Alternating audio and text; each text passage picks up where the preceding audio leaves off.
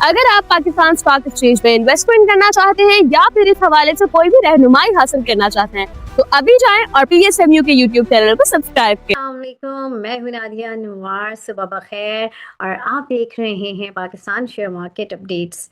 नाज़रीन, बात करेंगे top trending stocks of the day की। जी हाँ, और हमारे साथ, जैसे कि आप लोग जानते हैं कि इस प्रोग्राम में हमारे साथ मौजूद होते हैं ताहा खान, और जो है वो टेक्निकली हमें मार्केट के बारे में भी बता रहे होते हैं, और आज के top trending stocks of the day कौन से हैं वो भी हम उनसे जानते हैं। अस्सलाम वालेकुम एवरीवन।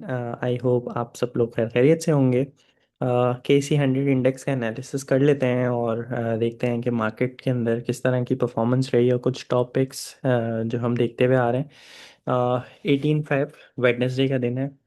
100 इंडेक्स के अंदर हमने कल डिस्कस किया था मूविंग एवरेज को भी, और अब वो और करीब आ गई है, ऑलमोस्ट उसका रीटेस्ट भी हो गया है। तो मार्केट एक तरह से अब अपने डिमांड जोन के अंदर हम कह सकते हैं कि वो एंटर हो गई है।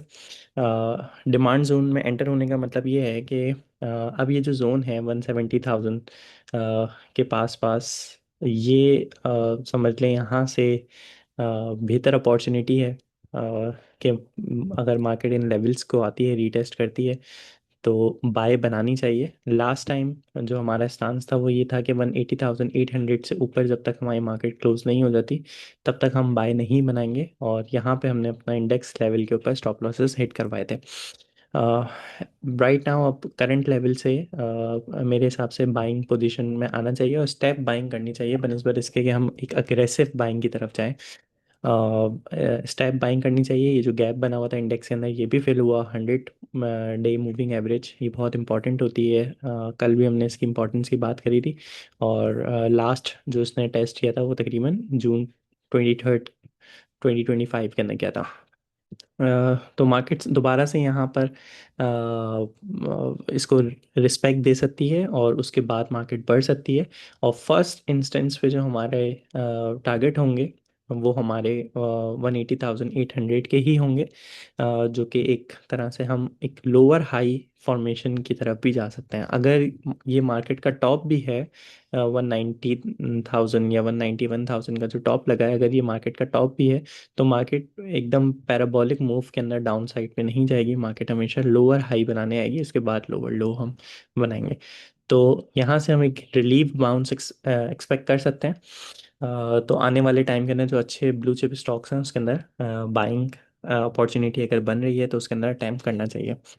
अब कुछ स्क्रिप्ट्स की बात कर लेते हैं। सबसे पहले हमारे पास SNGP है। SNGP के अंदर भी अगर आप लोगों को याद होगा तो मैंने बिल्कुल इसकी बाय कॉल बोला हुआ था कि ये एक अच्छी रेंज के अंदर है और इसको बाय करना चाहिए। जब ये हमारे पास 119-18 के पास चल रहा था तो ये पूरा जोन मैंने बाय बोला था, और उसके बाद मैंने 110 के नीचे स्टॉप लॉसेस बोले थे जो कि हिट हुए। एंड राइट नाउ तकरीबन वहाँ से मार्केट 10 रुपये और तोड़ चुकी है, और जो इंटरडे लो लगा था वो तकरीबन 94 रुपीज़ का लगा था।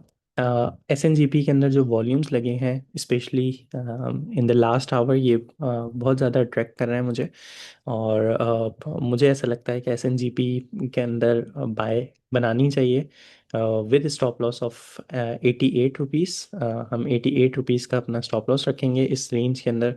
अगर वापस से SNGP आता है तो हम यहाँ से एग्जिट करेंगे, और फर्स्ट इंस्टेंस में हमारे टारगेट जो होंगे अपसाइड के वो 104 एंड देन 110 के ही होंगे। इस जोन के अंदर अगर वापस एंटर हो जाता है तो फिर हम मज़ीद अपने टारगेट्स एक्सटेंड कर सकते हैं। राइट नाउ स्मॉलर अमाउंट के अंदर पोजीशन लेनी है। 99 या 100 रुपीज़ के ऊपर करंट प्राइस चल रही है। मैं यहाँ से 10 रुपये 12 रुपये का नीचे स्टॉप लॉस बता रहा हूँ।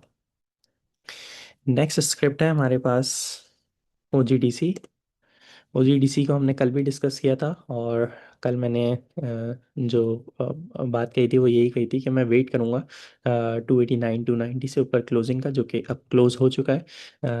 तो राइट नाउ 293 के पास चल रहा है। इसमें 4-5 रुपये की रेंज के अंदर बाय बना सकते हैं। स्टॉप लॉस जो होगा वो अब हमारा 281 या 280 से नीचे हम रख सकते हैं।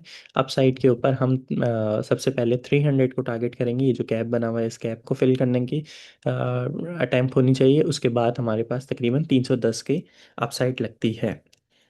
लास्ट स्क्रिप्ट है HPL। बल्कि एक और स्क्रिप्ट हम डिस्कस कर लेते हैं एचबीएल के बाद। सबसे पहले हमारे पास एचबीएल है। एचबीएल के अंदर भी सेलिंग वॉल्यूम जो है वो इंक्रीज़ होते जा रहे हैं, और एक तरह से ये अपना जो ब्रेकआउट जोन था 320 रुपये का, जिसमें ये यहाँ पर देखें तो मल्टीपल 2 दफ़ा टैंप हुई, उसके बाद यहाँ से करेक्शन आई, फिर दोबारा से मार्केट ने टाइम लिया इसको ब्रेक करने का, ब्रेक हुआ, रीटेस्ट हुआ, एंड देन अपसाइड के ऊपर।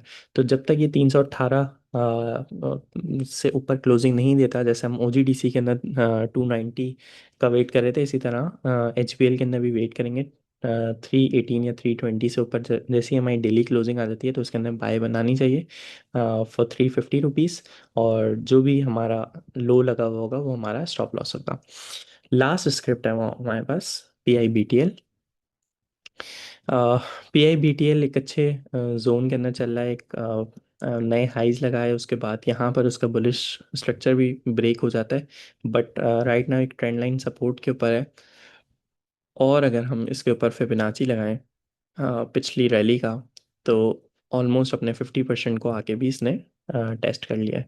तो करंट रेट से इसके अंदर बाय बन सकती है विद स्टॉप लॉस बिलो 18.50। ये आपका स्ट्रिक्ट स्टॉप लॉस होगा, इसके अंदर कोई कॉम्प्रोमाइज़ नहीं करना स्टॉप लॉस के ऊपर। बेशक अगर इसको हिट करा के मार्केट वापस ऊपर ट्रेड होना शुरू हो जाती है तो हम दोबारा से एंट्री देख लेंगे, बट राइट नाउ ये हमारा स्ट्रिक्ट स्टॉप लॉस होगा, और अपसाइड के ऊपर हम 21.80 को टारगेट करेंगे। आज के लिए इतना ही। होपफुली आप लोगों को ये जो मॉर्निंग शो है इससे हेल्प होती होगी। अपनी जो कीमती राय है उसको ज़रूर कमेंट्स के अंदर मेंशन किया करें। इंशाल्लाह इस शो को मज़ीद आपके फीडबैक से बेहतर बनाएंगे। अपना ख्याल रखें। Thank you so much. अल्लाह हाफ़िज़।